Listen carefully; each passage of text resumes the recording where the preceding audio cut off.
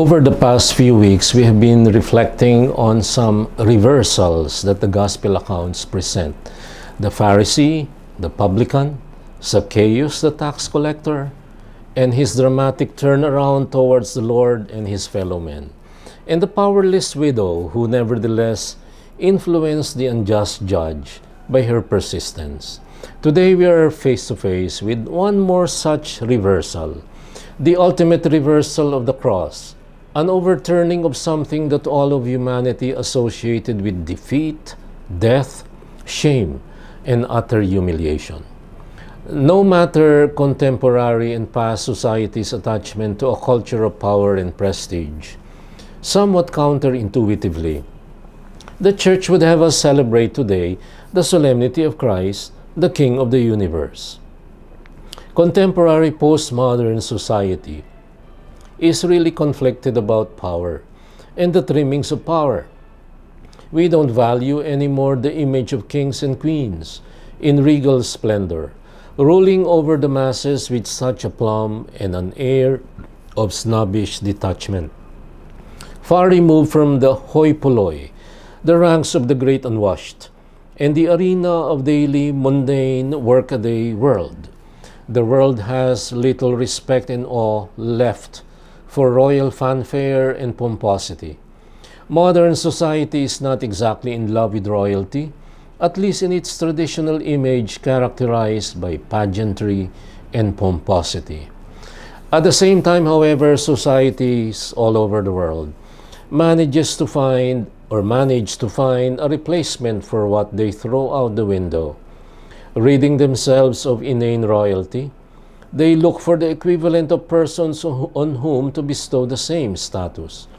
People do not line up anymore to get a glimpse of kings and queens in gilded horse-driven carriages, but people do rant and rave for their favorite divas and entertainment kings and queens down Hollywood, Bollywood, and their local equivalents all over the world.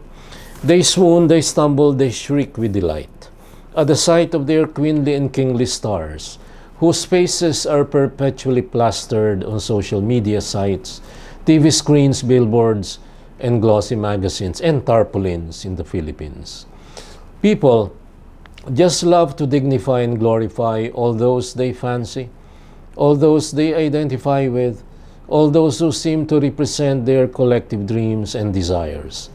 The Feast of Christ, the King of the universe, seems to be a little counterintuitive to this postmodern trend. There is something in the language that does not seem to fit the mold, something in the image that does not quite add up to the expectations of a people who have enthroned a lot more kingly or queenly figures than they can handle. The symbolic image of a Christ reigning gloriously on earth and in heaven just cannot compete with the modern icons of cultural leadership that the young people have elevated to the dignity of a figurative type of royalty.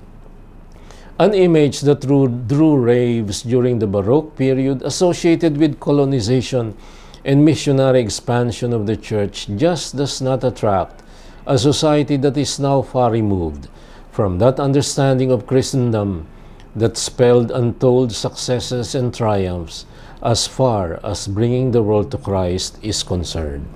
What do we make then of this feast of today? Wherefore celebrate? What does it mean for us to talk less of kings and queens and more of divas, thespians, idols, and cultural icons? With no space, time, nor interest for triumphant processions and whole-day adorations and the like, what is there left for us believers to hang on to? A cursory look at history ought to show us that our faith has always been expressed through the prevailing customs, language, and symbols of the time.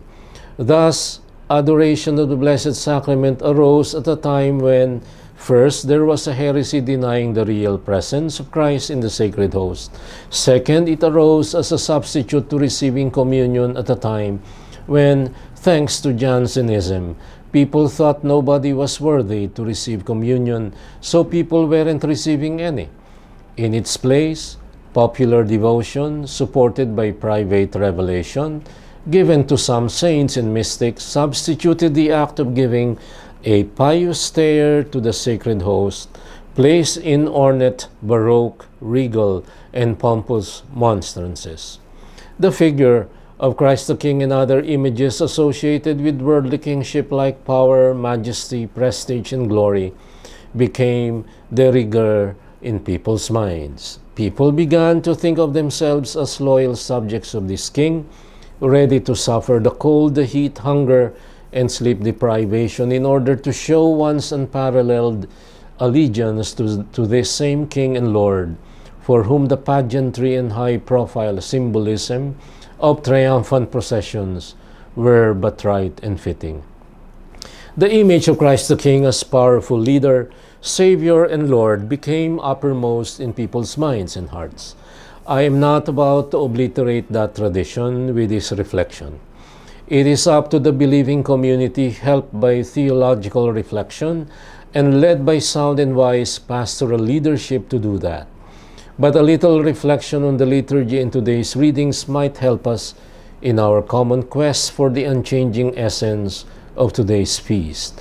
To start with, it might come to many as a pleasant surprise that the readings chosen for today do not emphasize that pompous image of Christ the King.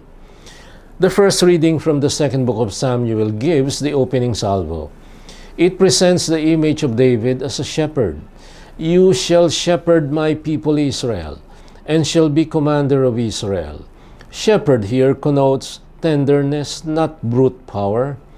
Paul's letter to the Colossians speaks of Christ as the image of the invisible God, the firstborn of all creation. Christ, our King and Lord, comes from the Father and cares for all of God's creation, being its firstborn, more like a divine gardener sent from above, to which Paul adds still another image. This King is shown thus: all things were created through him and for him. He is furthermore head of the church, firstborn of the dead, who by his rising now shares everything, including reconciliation and peace with his Father. He is a king who mediates, he is king who serves, and lastly, he is king through the blood of the cross. His kingship shines out most fully on the throne of the cross. The Baroque period was right in conjuring up images of a victorious, triumphant Christ as King of the universe. It was a period of growth and expansion on both the political and ecclesial fields.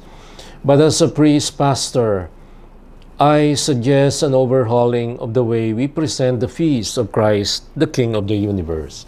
We do have to reappropriate the rich biblical tradition that steers clear of worldly honor and glory and pride of an elevated but detached status of leadership.